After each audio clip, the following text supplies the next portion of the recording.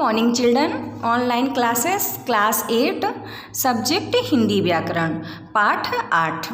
देखिए पाठ 8 में क्या है, शब्द भंडार।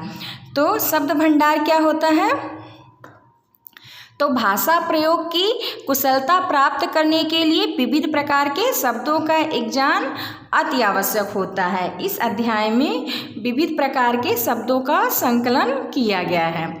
तो शब्द भंडार में आपके कौन सी चीज़ें आती हैं, जैसे पर्यायवाची शब्द हो गए, समानार्थी शब्द हो गए हैं, और एक शब्द के अनेक शब्द जो होते हैं, ये सारी चीज़ें आपके शब्द भंडार में आती हैं। तो सबसे पहले हम क्या पढ़ने वाले हैं इसमें, पर्यायवाची शब्द। तो देखिए पर्याय का अर्थ होता है बदले में आने वाला।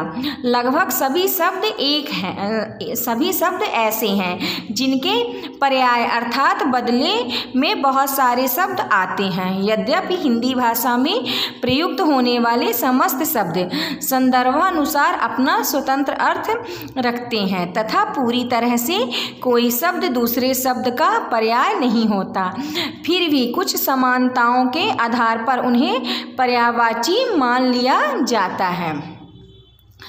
और कुछ पर्यायवाची शब्द यहाँ दिए गए हैं। आइए हम पर्यायवाची शब्द पढ़ते हैं।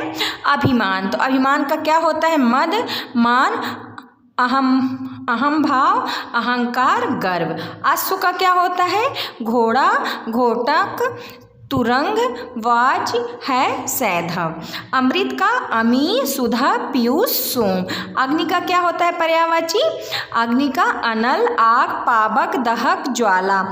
तो इसी तरह आपके ये पर्यायवाची शब्द दिए गए हैं और इसको एग्जाम्पल देकर समझाया गया है, तो आप इसे पढ़ लीजिएगा। नेक्स्ट पेज देखिए। नेक्स्ट पेज में क्या आता है, विलोम शब्द। तो विलोम शब्द आपका क्या कहलाता है, तो विलोम शब्द जो शब्द परस्पर विपरीत अर्थ प्रकट करते हैं, यानी जो विपरीतार्थक शब्द होते हैं। विपरीतार्थक शब्द क्या होते हैं, जो एक दूसरे का उल्टा अर्थ प्रकट करें या विपरीत कराए, उसे हम विलोम शब्द कहते हैं। तो यहाँ पे कुछ विलोम शब्द दिए गए हैं, आइए हम पढ़ते हैं।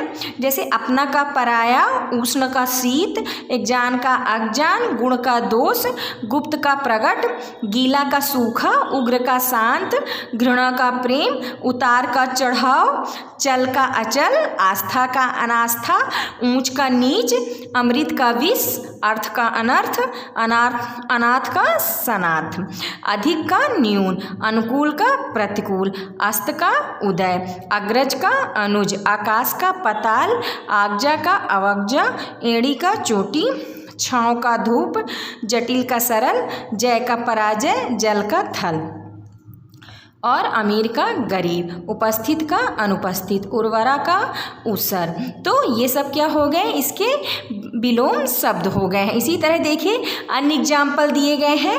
नेक्स्ट पेज में भी हमारे विलोम शब्द के एग्जाम्पल दिए गए हैं। इसे आप लोगों को क्या करना है, पढ़ना है और याद करना है। तो ये याद करना आपके लिए होमवर्क है। देखिए नेक्स्ट टॉपिक क्या आता है, अनेकार्थी शब्द। अनेकार्थी शब्द मतलब जो एक शब्द होते हैं उसके अनेक अर्थ निकले, उसे हम अनेकार्थी शब्द कहते हैं।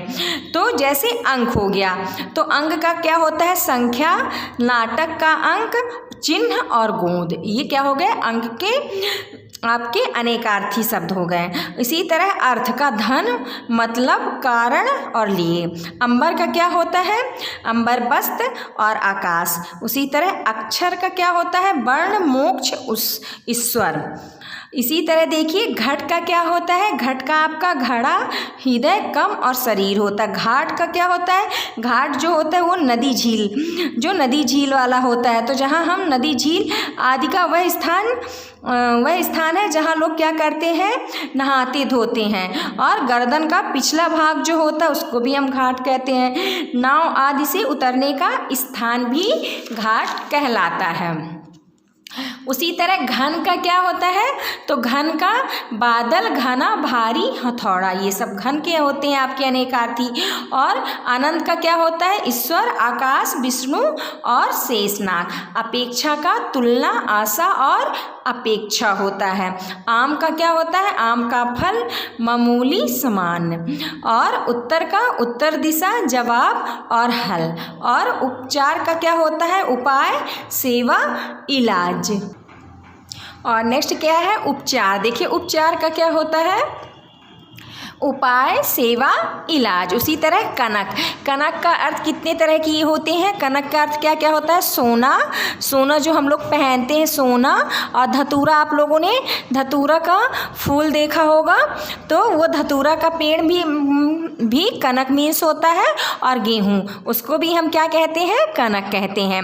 इसी तरह कल, कल मीन्स क्या होता है, चैन, बीता हुआ दिन, आने वाला दिन, मशीन और शोर।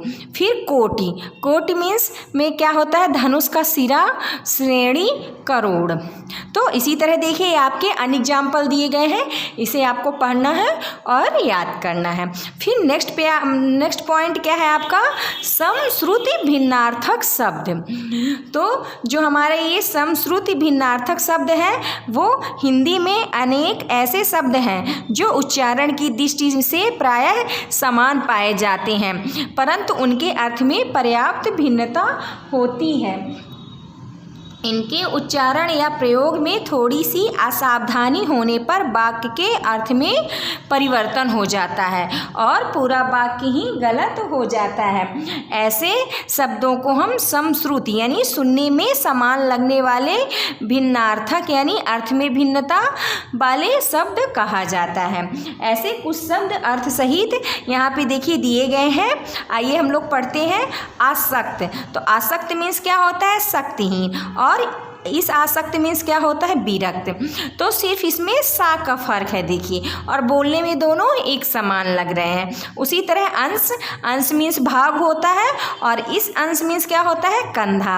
अनल मीन्स क्या होता है, आग होता है, और अनिल मीन्स हवा होता है। उसी तरह आपका दांत, दांत यानी दिया हुआ होता है, और दांत मीन्स मुंह के दांत होता है। उसी तरह जलज मीन्स कमल होता है, और जलज मीन्स क्या होता है आपका, बादल होता है। आदि मीन्स आरंभ होता है, और आदि मीन्स अभ्यस्त होता है।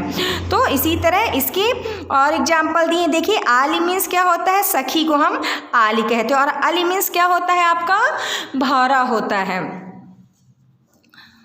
इसी तरह देखिए अनुप्रास, अनुप्रास क्या कहलाता है आपका, अनुप्रास एक शब्दालंकार है। उसी तरह अनुप्रास हम भोजन को भी कहते हैं। अपेक्षा मीन्स इच्छा होता है, और उपेक्षा मीन्स अनादार होता, मतलब अनादार होता है। अन्न मीन्स अनाज होता है, और अन्न मीन्स क्या होता है, दूसरा होता है।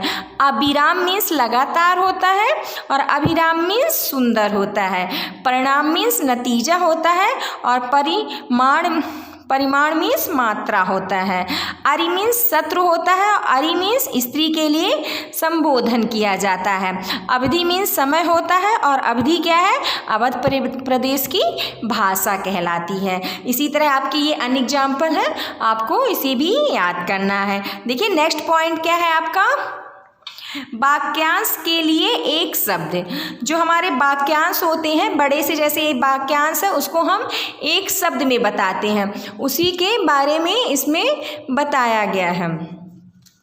तो वह उपयुक्त संक्षिप्त शब्द जो वाक्यांश अथवा अनेक संबंध शब्दों के लिए शीर्षक का कार्य करता है, वाक्यांश के लिए एक शब्द कहलाता है। वाक्यांश के लिए एक शब्द का प्रयोग उत्कृष्ट भाषा ज्ञान का प्रमाण माना जाता है।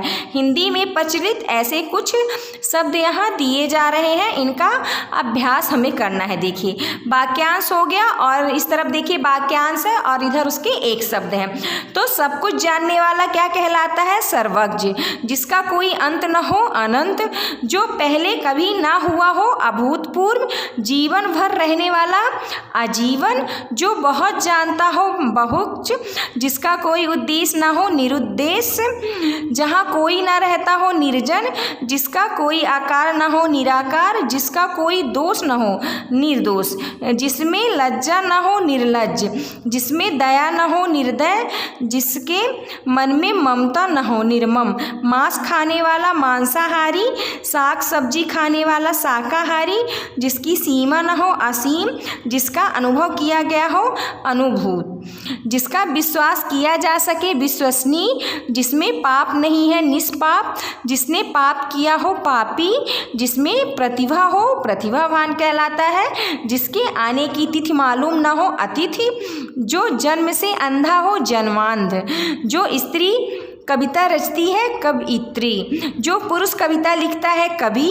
जिसके पार देखा जा सके, पारदर्शी। जिसके पार न देखा जा सके, अपारदर्शी। जो विधि या कानून के विरुद्ध है, गैर कानूनी या अवैध, उसको हम बोलते हैं। जिसका उदर लंबा है, लंबोदर। यानी गणेश जी को हम लोग लंबोदर कहते हैं। और जो हृदय में दया रखता है, दयालु। इसी तरह से आपके ये अन्य एग्जाम्पल हैं। और फिर नेक्स्ट पॉइंट क्या आता है? एकार्थक प्रतीत होने वाले शब्द।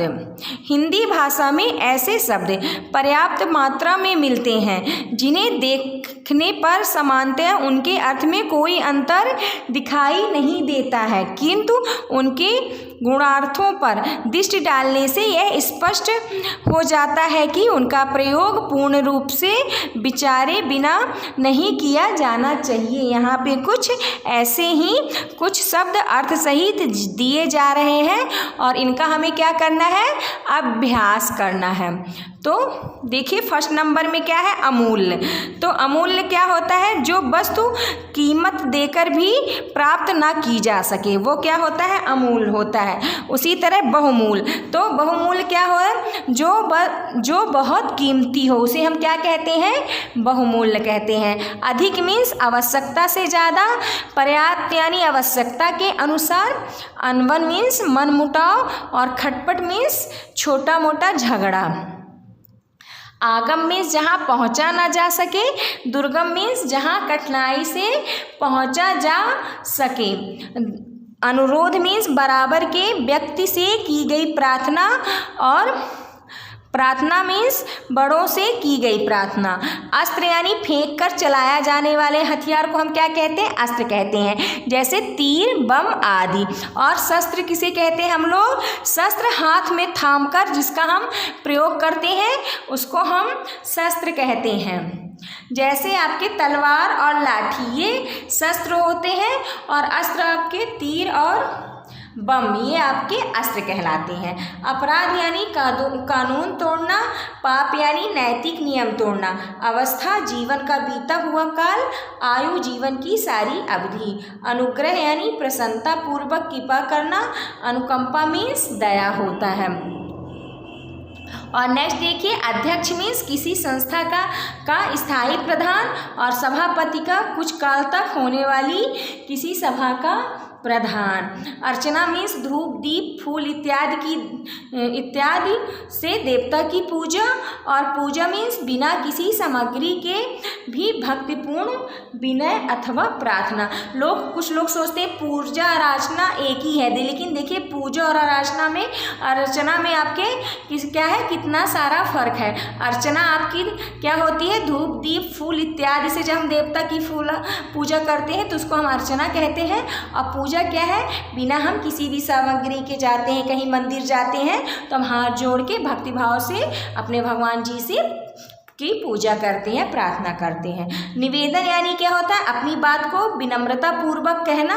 और आवेदन यानी योग्यता अनुसार किसी पद अथवा कार्य हेतु कथन द्वारा प्रस्तुत होना। इच्छा यानी किसी वस्तु के लिए समान इच्छा। अभिलाषा यानी कोई विशेष इच्छा।